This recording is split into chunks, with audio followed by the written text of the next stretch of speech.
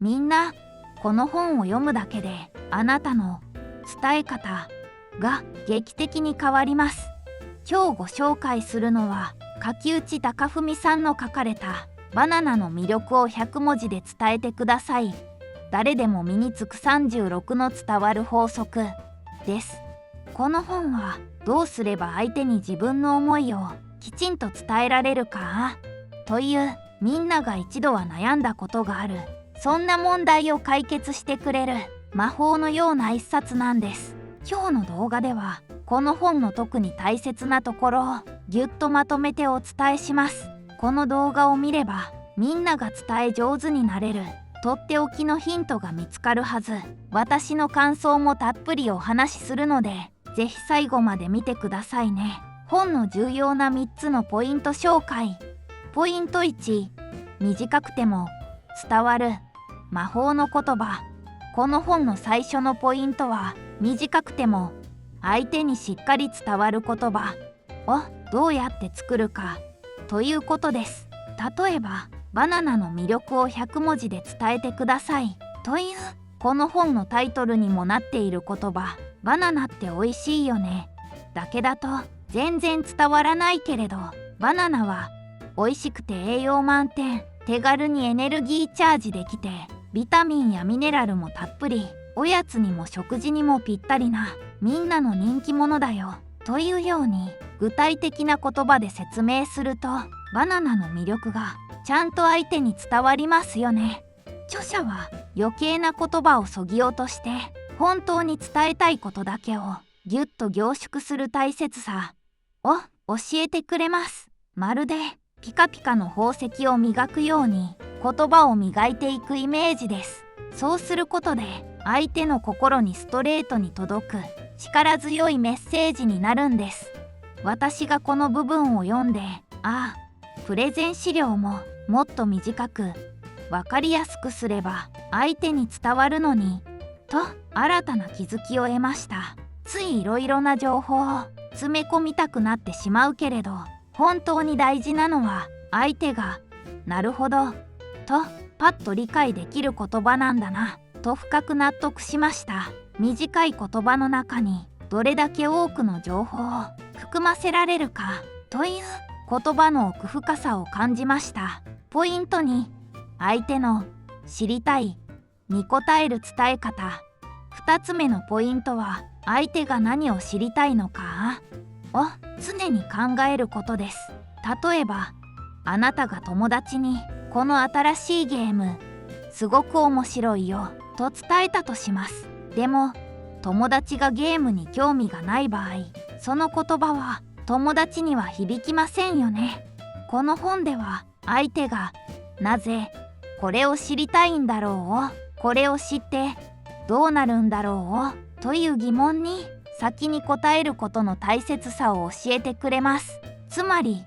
相手の立場に立って、もし自分がこの話を聞くならどんな情報が欲しいかなと考えてみるんです。そうすることで相手が本当に求めている情報を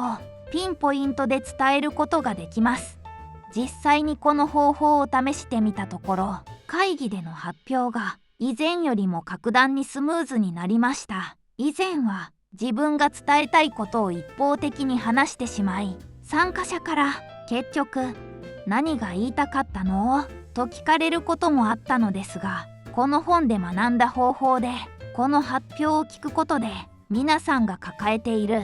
丸の問題が解決します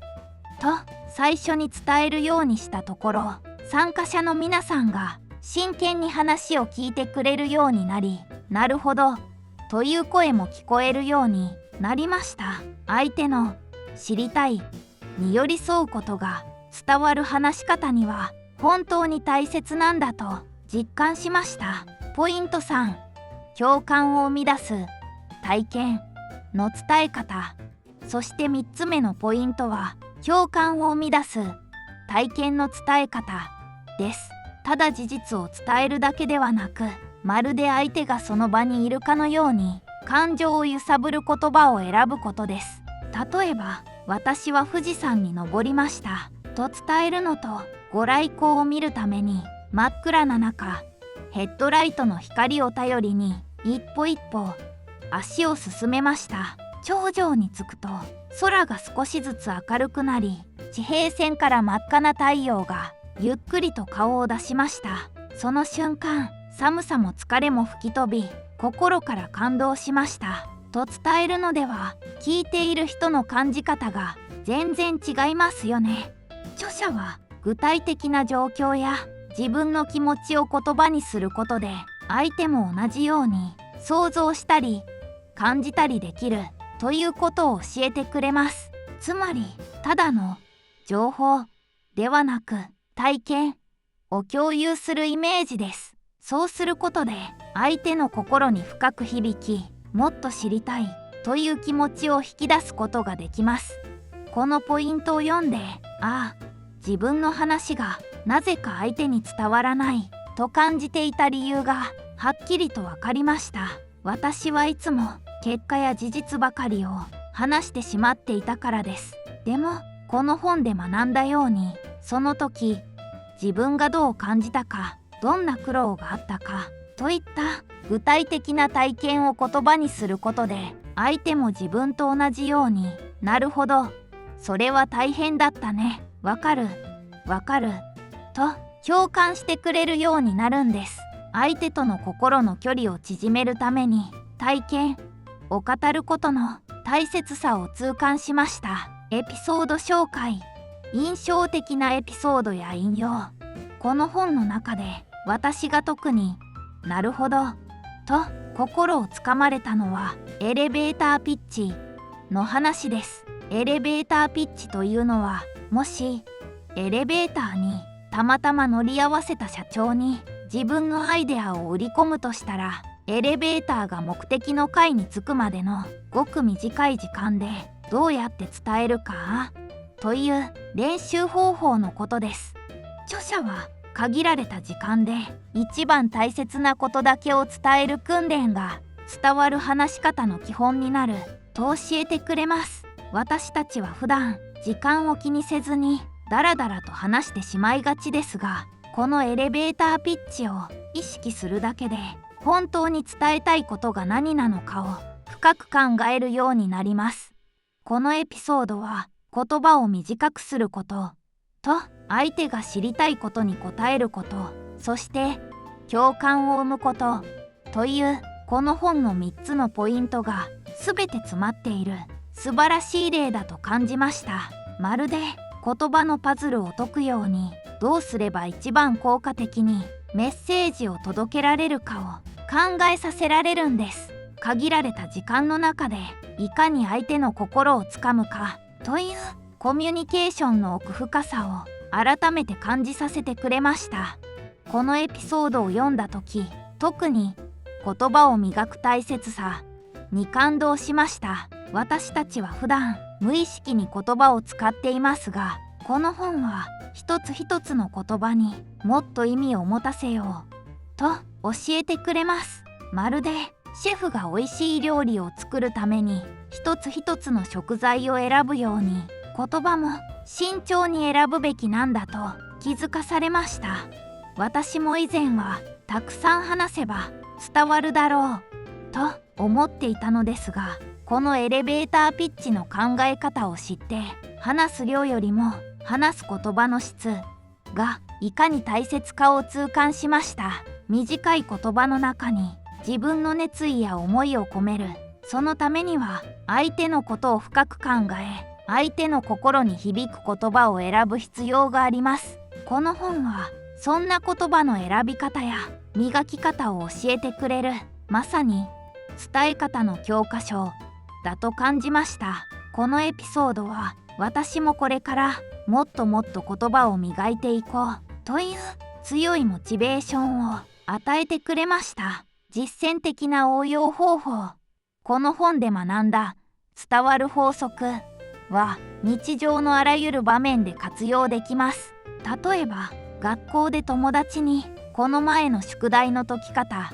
教えてあげるよと話すとき、ただ答えを教えるのではなく、どうしてこの問題がわからないのか友達が困っているポイントをしっかり聞いてあげましょう。そしてこのやり方だとこんな風に考えられるようになるよと具体的なメリットを伝えながら教えてあげると、友達はなるほどと深く理解してくれます。これはまさに相手の知りたいことに答えるという応用です。またお家で家族に今日のご飯何がいいと聞かれた時、何でもいいよではなく00が食べたいな、なぜかというと最近疲れてて栄養のあるものが食べたいからなんだというように自分の気持ちや理由を具体的に伝えてみましょう。そうするとなるほど、じゃあ00にしようかと家族もあなたの気持ちを理解して共感してくれるはずです。これは共感を生み出す体験の伝え方の応用ですね。自分でもこの方法を試してみた結果、学校のグループワークでのプレゼンテーションが以前よりもずっと評価されるようになりました。以前はもっとわかりやすく説明してほしいと言われることもあったのですが、伝えたいことを短くまとめる、聞いている人が何を知りたいかを考える、自分の体験や感情を交えて話すという3つのポイントを意識したら、先生やクラスメイトからすごくわかりやすかった、なるほどそういうことかと言ってもらえるようになったんです。この本のおかげで自分の思いが相手にちゃんと伝わるってこんなに嬉しいことなんだと心から実感できました。まとめです。この本は特に自分の思いがなかなか相手に伝わらないと悩んでいる人におすすめです。例えば学校での発表が苦手な子や友達に自分の気持ちをうまく伝えられない子、そして将来みんなの前で話すことに挑戦してみたいと思っている子など、伝え方について少しでも悩んだことがあるならきっとこの本が力になってくれます。著者は難しい言葉は使わずに小学生でもわかるような優しい言葉でどうすれば相手の心に響く言葉が作れるかを丁寧に教えてくれます。まるで隣に座って一緒に考えてくれる先生みたいです。この本を読めば伝えることってこんなに楽しいんだときっと感じられるはずです。この本を読んだことで私自身の伝え方も大きく変わりましたし、何よりも伝えることがもっともっと楽しくなりました。まさに伝え方の魔法を手に入れられる一冊です。ぜひ手に取ってあなたの伝え方をピカピカに磨いてみてください。さて今日の動画は柿内貴文さんのバナナの魅力を100文字で伝えてください。誰でも身につく36の伝わる法則をご紹介しました。この本を読んであなたの伝え方がもっともっと楽しく効果的なものになったら嬉しいです。この本を読んだ方はこんな風に変わったよとか、このエピソードが心に残ったなど、ぜひ感想をコメント欄でシェアしてくださいね。みんなの伝わる体験もぜひ教えてください。そしてこの動画が役に立ったな、もっといろいろな本を紹介してほしいなと思ってくれた方はぜひ